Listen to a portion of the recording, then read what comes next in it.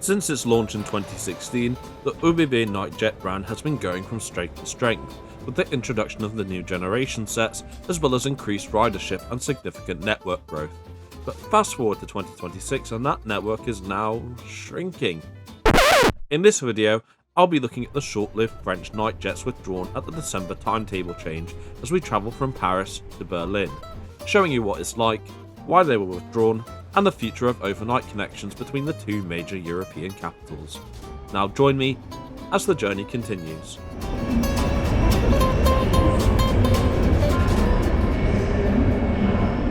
Tonight's journey begins at Gare de l'Est, one of Paris's 6 major terminal stations and the main one for services to the east of France and Germany, hence the name. Getting here is pretty straightforward. I just arrived from northern France by TGV into Gare du Nord just next door, the transfer only taking a mere 10-minute walk with some great views over the station too. Much like the weather though, it isn't all sunshine and rainbows here. By sheer coincidence, the day I recorded this video was the same day it was announced that the Nightjets out of Paris to Vienna and Berlin were to be axed in December 2025, so many rail campaign groups such as Back on Track came out to the station in protest of the cancellations, sending a message about the importance of maintaining sustainable transport links between France and neighbouring European countries.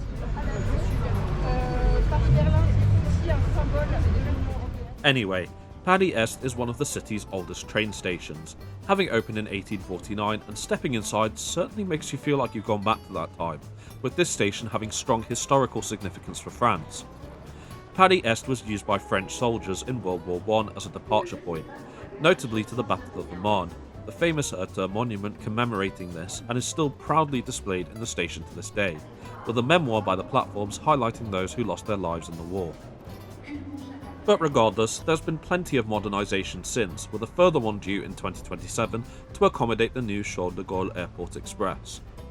There are modern ticketing facilities and plenty of essential and non-essential shops, even via an underground shopping centre just next to the Paris Metro connection. While still in the shadows of Gare du Nord next door usage-wise, it's still the 5th busiest station in Paris with nearly 40 million passengers a year, many of which will be using long-distance TGV services not only to eastern France, but also internationally to Luxembourg or Germany.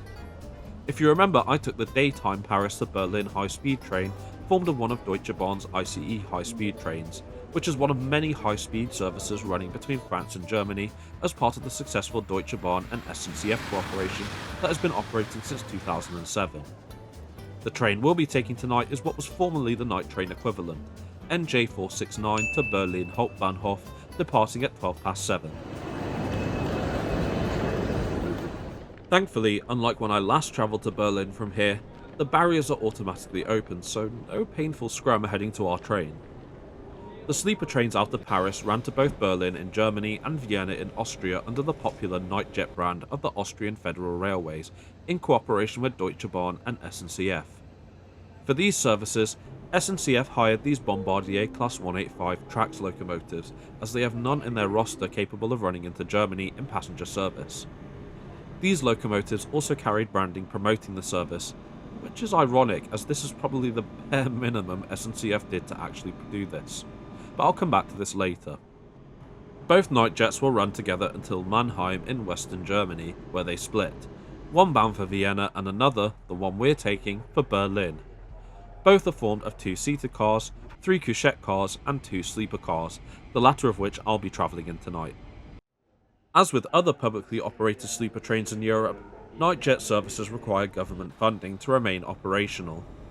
The French government announced the withdrawal of the funding the day I took this trip, which resulted in the withdrawal of the French Nightjets at the December 2025 timetable change, despite both being relatively new. The Berlin to Paris service, for example, being only a mere 2 years old. Although there have been many reliability issues since the service's introduction. Track works in Germany have often resulted in frequent periods of cancellation, and when it has been running, I've heard of some instances where passengers have even been diverted to the wrong country. Here's hoping that doesn't happen to me tonight. Anyway, after checking in with the attendant, I boarded my sleeper car carriage 424. This is a Comfort Line sleeper car that was built by Siemens in the mid-2000s, one of the newer types in the Nightjet fleet outside of the next generation sets. The cabins on these sleeper cars are able to occupy up to 3 people, however I have solo occupancy of mine tonight. It's currently set up in day mode with both the seats and desk deployed, which gives us a chance to settle in before our departure. Access to the room is provided using an old-fashioned VIN card, which works by pushing it in and then opening it like so.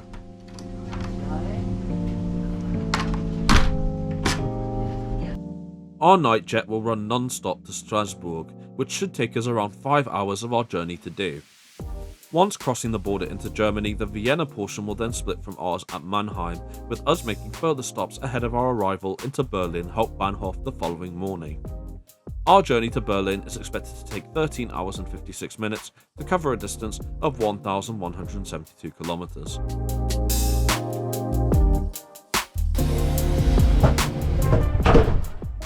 Our departure from Paris Est is right on time and with plenty of fanfare as we commence the long overnight journey to the German capital.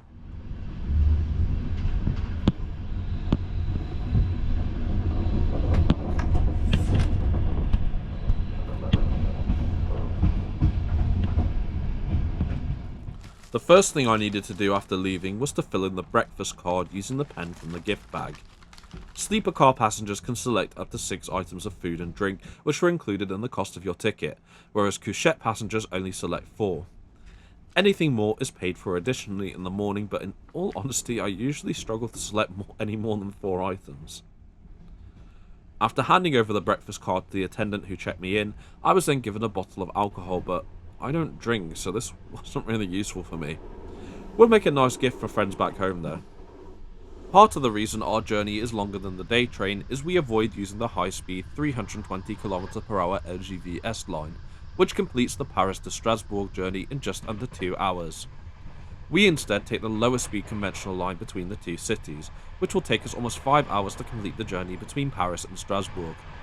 Yes, it's longer than the day train, but it's also more relaxing, particularly when getting settled in on a night train. Speaking of which, let's now have a look around the sleeper cabin. As mentioned earlier, the cabin is currently set up in day mode. The seats are out where the bottom bunk is, whilst the other 2 above are folded away and will be for the remainder of the trip, given I have solo occupancy of the sleeper cabin. Just above the final bunk is storage space for larger luggage, as well as the pillows which will be used later once the bed is deployed. Further luggage storage can be found below underneath the seats.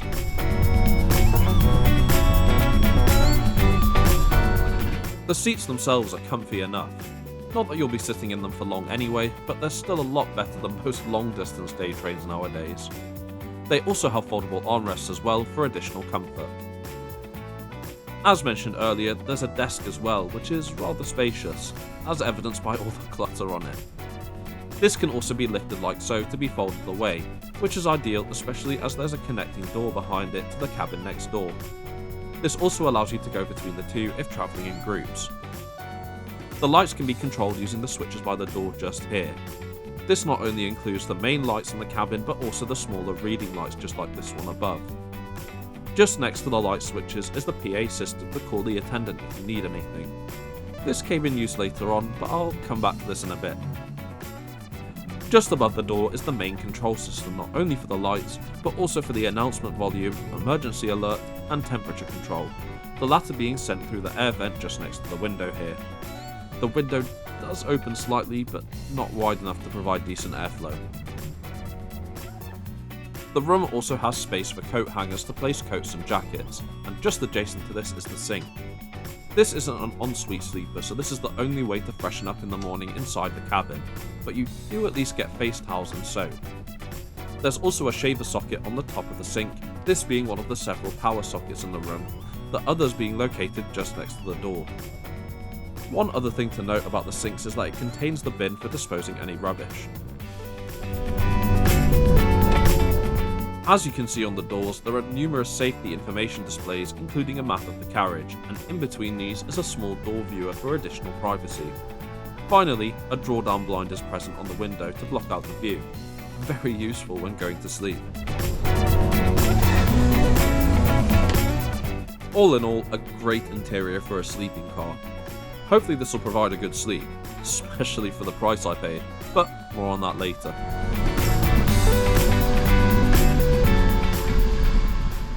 Now I should probably mention that there is catering on board the Nightjet. However, as you can see, it leaves very little to be desired and is in no way as good as the daytime railjet offering. So as I always do, I opted to buy some food and drink at the station prior to boarding. The room is thankfully a good place to chill out when in day mode, so I just relaxed for a bit to wind down for the evening. Cheers! Now let's have a look at the rest of the Nightjet consist. Also in the sleeping car is a deluxe sleeper, which is similar to the cabin I'm in except with the addition of an ensuite toilet and shower. There are only 3 of these deluxe cabins available, and as such they sell out very quickly, despite the high prices they went for at the time of filming. Just below the sleeping car accommodation is the couchette accommodation. When filming this video there were 2 types. The one I'm in now is the older standard couchette, which can hold between 4 and 6 people, whilst the second one is the new comfort couchette for up to 4 people per compartment. These used to be seating cars but were completely rebuilt and refurbished into couchette cars in a similar style to the new Nightjet couchettes, albeit without the mood lighting. No taking a sneak peek this time as they were all fully occupied, which makes you wonder why the service was withdrawn in the first place. In the comfort couchette carriage is also space for bike storage, which whilst great for an international and overnight train, you do have to pay a reservation fee which varies by route. Here you'll also find the wheelchair accessible room, as well as the accompanying accessible toilet, though this one was out of order on this trip, which is a bit of a shame. There are also regular toilets throughout the train, which I found to be in rather varying conditions, though this one ironically has a Parisian design on the walls, which is as obsolete as this video by now.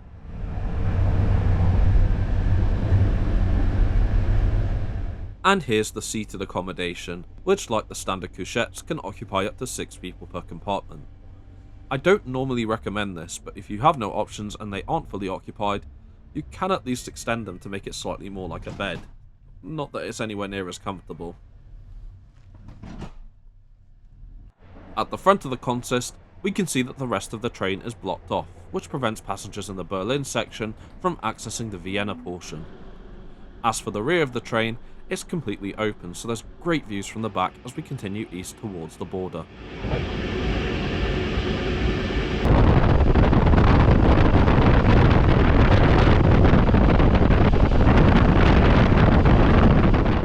I later returned to my room where I called the attendant to help me make up my bed as I had a few issues with it. As you can see, deploying the lower bunk reveals the ladder which is used to access the upper bunks, and here's what it looks like set up for solo occupancy.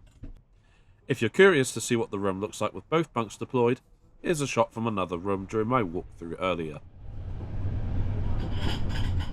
Anyway, the overall comfort of the bed is great, and I'm sure I'll be getting a great night's sleep into Germany. With the help of some extra pillows, of course.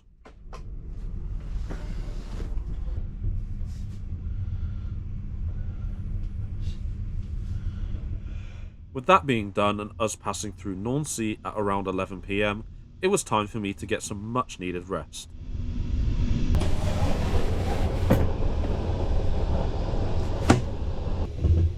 Right, good night all, and I'll see you bright and early in the morning. Early the next morning. And a very good morning from Eastern Germany. I had a pretty decent sleep overall. These comfort line coaches have pretty decent ride quality to my surprise. I was honestly expecting to get disturbed by the shunting process in Mannheim. During this time, our Traxx locomotive was swapped for a 200 km/h capable Deutsche Bahn Class 101, the former workhorse of the German railways, which are also in the process of being phased out. Okay, now before breakfast is delivered, let's go freshen up using the showers. Whilst my cabin doesn't have an ensuite shower in it, I'm still allowed to use the communal showers free of charge, which are at the front of the sleeper carriage. These are fairly spacious and come with useful amenities such as soap and shampoo. Now if you'll excuse me...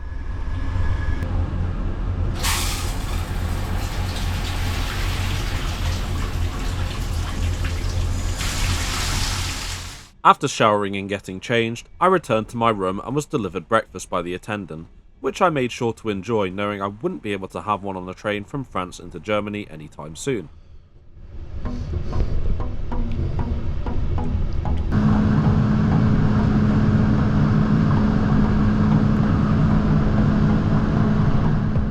We're now coming to the end of the journey, and to summarise, it was a great trip, and it's a shame that French politics, as well as SNCF being SNCF, resulted in these useful links from France to Austria and Germany being removed.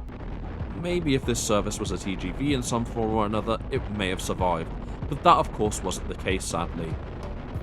Whilst much of the blame can fall on SNCF for lack of support and promotion of the service, ÖBB didn't do themselves any favours by the continued implementation of their dynamic pricing model over the course of the existence of these sleeper trains, notably the entirety of the Berlin to Paris Nightjet. When I booked this service, it didn't matter whether I booked it a few months in advance or on the day, as both were priced at a whopping €409.90 for my inter-rail reservation and around €500 without, which is absolutely ridiculous and is not a way to encourage people to use more sustainable forms of transport. That being said though, there is some good news. ÖBB have since removed the dynamic pricing model from their Nightjet services, and fares are once again at the prices they were prior to December 2023, with some examples being listed here for some of the routes that are still operational. Hopefully this continues going as 2026 continues. What's more, the connection won't be completely removed. Whilst the Nightjet service has ceased, Dutch startup European Sleeper, who I've previously reviewed on this channel, has announced that they will launch their own connection between Paris Gare du Nord, Brussels and Berlin from the 26th of March 2026, so here's hoping for their success in running this service. Despite being over an hour late at one point, we pull into Berlin Hauptbahnhof on time at 8 minutes past 9.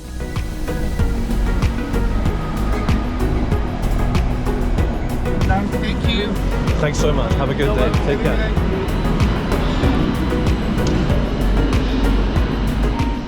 Now you've heard from me, I want to hear from you. What did you think of the Berlin to Paris Nightjet? Are you mourning its loss, and are you excited and relieved of European Sleeper's plans to revive the service? Let me know in the comments. I hope you've enjoyed this video. Please like and share it to aid the channel's growth, and don't forget to subscribe to the channel and turn on notifications for more content such as this weekly. Now I'm off for a day in Berlin before heading to Amsterdam later. Thanks so much for coming with me on this trip, and I look forward to bringing you with me on my next one.